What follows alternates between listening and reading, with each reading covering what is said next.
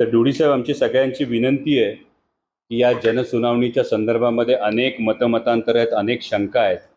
तर एक तर या संदर्भातली एक बैठक आपण तातडीनं आयोजित करावी आणि सगळ्यांचं निराकरण होईपर्यंत ही जनसुनावणी स्थगित करण्यात यावी अशी माझी आपल्याला विनंती आहे. ठीक आहे, मला याच्याबद्दल आपलाही पत्र आला होता जी. आणि स्थानिक जे आमदार साहेब आहेत त्याचे पत्र आलं आहे जी. आणि त्याच्याबद्दल मी 19 ऑगस्टला एक बैठक ठेवतो. बरं. 19 ऑगस्टला.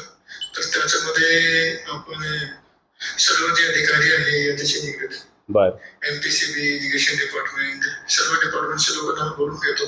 जी.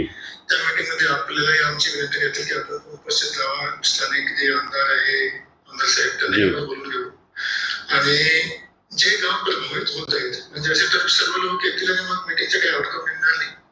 सर, तो जे गाव प्रभावित होत आहेत त्या गावाचे जे सरपंच आहेत, प्रभावित म्हणजे जे याचे बाधित होतात स्कोपमध्ये येते, तर त्याचे सरपंचाला आपण मीटिंगमध्ये बोलून घेऊ 19 ऑगस्टला. बरं.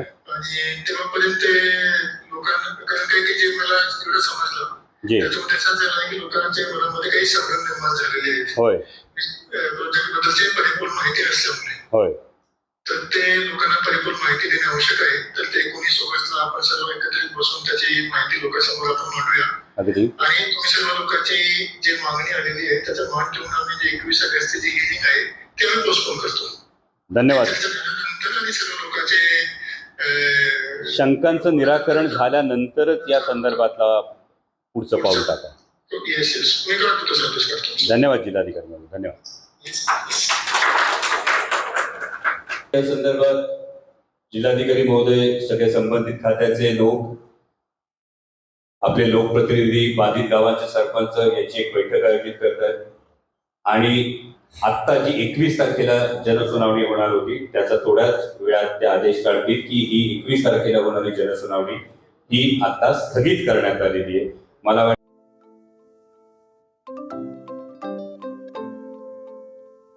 नवनवीन आणि ताज्या घडामोडींसाठी आज 24 तास सबस्क्राईब करा.